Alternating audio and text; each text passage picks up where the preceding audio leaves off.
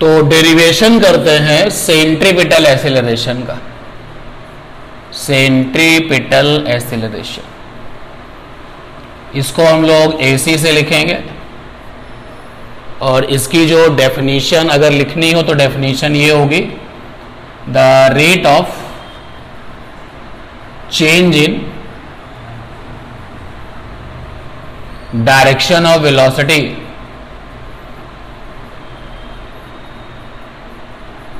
is called centripetal acceleration.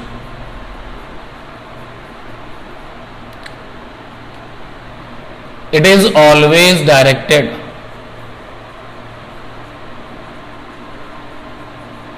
towards center of path of circular motion. Circular motion में जो centre होता है path का, हमेशा उसी की तरफ ये काम करता है। तो इसका डेरिवेशन चाहिए। तो एक ऐसा एग्जाम्पल लिया जिसमें केवल डायरेक्शन बदल रही है और स्पीड नहीं बदल रही है। तो सपोज दैट कि इस पॉइंट पर जिसका नाम P है, वेलोसिटी वाज v1 और इसका मैग्नीट्यूड v था। ऐसे लिख देते हैं, वेलोसिटी v1 का जो मैग्नीट्यूड है वो v था। और कुछ देर बाद ये मोशन करते हुए यहाँ पहुँचा, इस जगह का नाम है Q। वेलोसिटी v2 हो गया बट मैग्नीट्यूड तो अभी भी v है। और ये जो एंगल बना वो डेल्टा थीटा बना। P से Q तक जाने का जो एंगल है वो डेल्टा थीटा बना। अब जब डेल्टा थीटा हम लिखते हैं ना, तो फिर हमें ये बताना पड़ता है कि डेल्टा थीटा छोटा है कि नहीं है। तो अगर डेल्टा थीटा छोटा है तो बताना पड़ेगा। डी थीटा लिखते हैं तो हमेशा ही छोटा होता है। और P से Q तक जाने में जो इसको टाइम लगा वो डेल्टा T है। अब फिर डेल्टा T अगर लिखते हैं आप, तो आपको बताना पड़ेगा कि टाइम छोटा है कि नहीं है। जब कभी बताना होता है कि डेल्टा T बहुत छोटा है तो ऐसे लिखते हैं, delta T UR tends to 0, यानी डेल्टा T तुम बहुत छोटे हो, ये बताया जाता है। की कॉन्सेप्ट वही है भाई जो पिछली क्लास में बताया था। की कॉन्सेप्ट वही है। क्या है जरा सुनिएगा।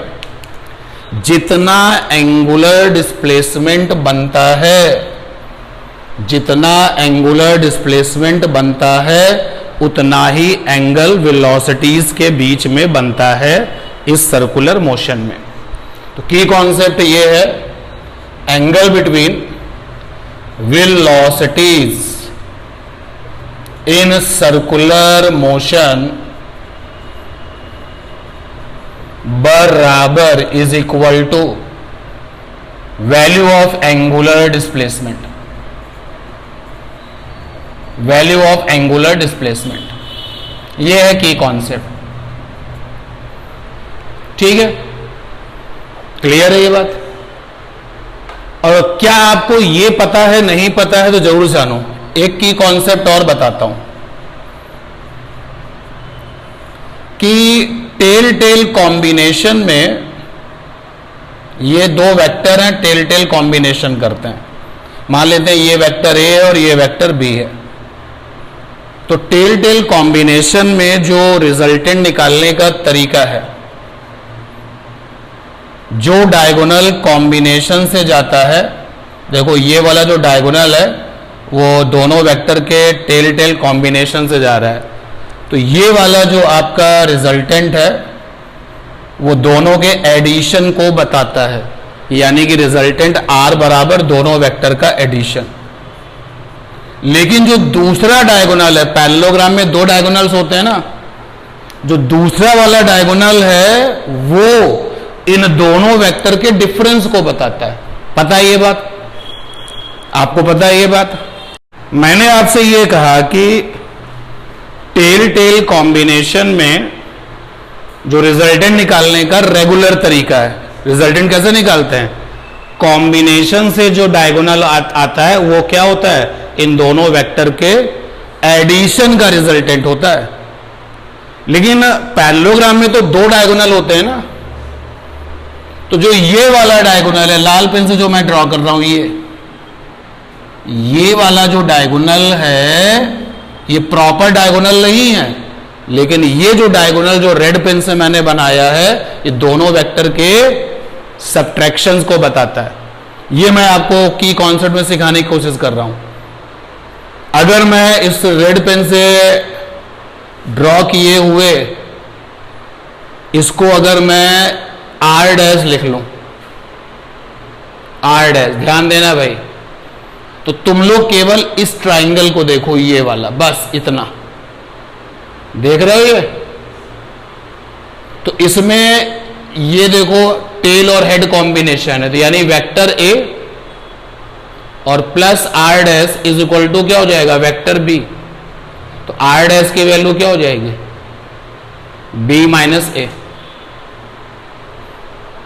अगर आप इस रेड वाले वेक्टर को ऐसे दिखा देते तो क्या जाता, ए माइनस बी। वही मैं बताने की कोशिश कर रहा हूं, सुन लो ध्यान से। टेल टेल कॉम्बिनेशन में जो डायगोनल रेगुलर वाला था, जो तुम्हारे मेथड से आता था, जो डायगोनल मेथड से आता है वो एडिशन वाले रिजल्टेंट को बताता है, लेकिन जो दूसरा डायगोनल है वो क्या बताता है, दोनों के सबट्रैक्शन को बताता है। क्लियर है ये बात?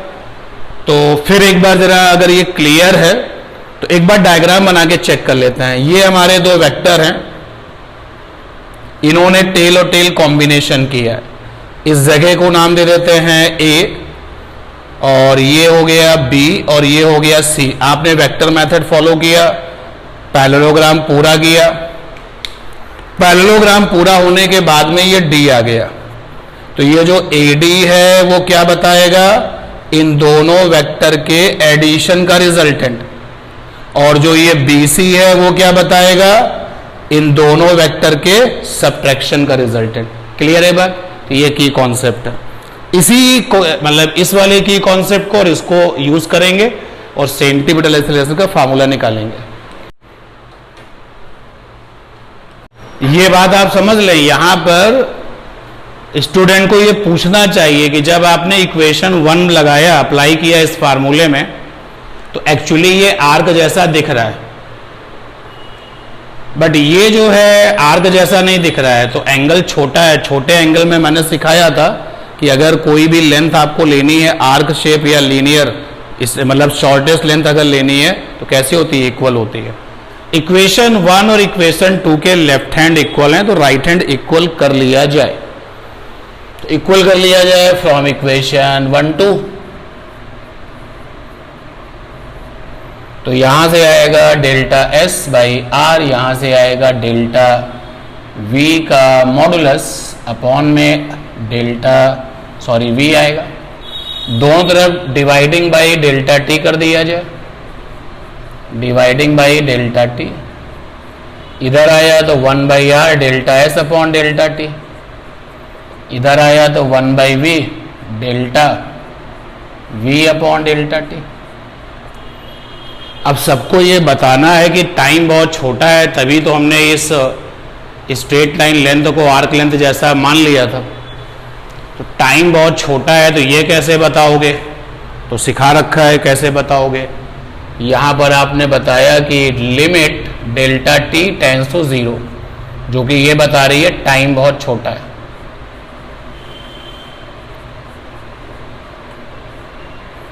One by V limit delta T tends to 0, 1 by V delta mod of V upon में डेल्टा टी। ये लिमिट एक्चुअली टाइम पर लगी है तो आप उसी पर लगा दो।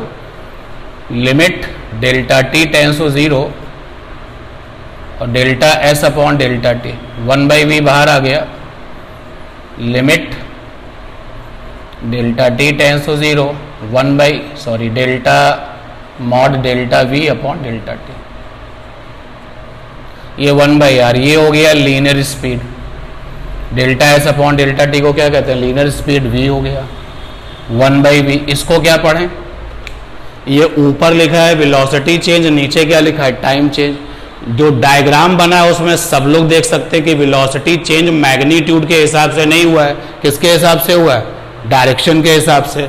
तो ये खुद सीखना पड़ेगा कि ये जो ऊपर वाला वेलोसिटी चेंज है वो डायरेक्शन वाला है, और डेफिनेशन के अकॉर्डिंग जो डायरेक्शन वाला वेलोसिटी चेंज है अपॉन में टाइम क्या बन गया, सेंट्रीपिटल।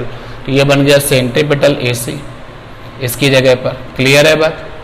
तो AC इज इक्वल टू क्या आ गया, v²/r। v की जगह पे r ओमेगा रख दो तो r ओमेगा स्क्वायर। तो पिछली क्लास में हमने इसी डेरिवेशन को किया था, बट तरीका थोड़ा सा स्टैंडर्ड था, और ये हमने डेरिवेशन किया है according to your regular school book, you can say NCERT book.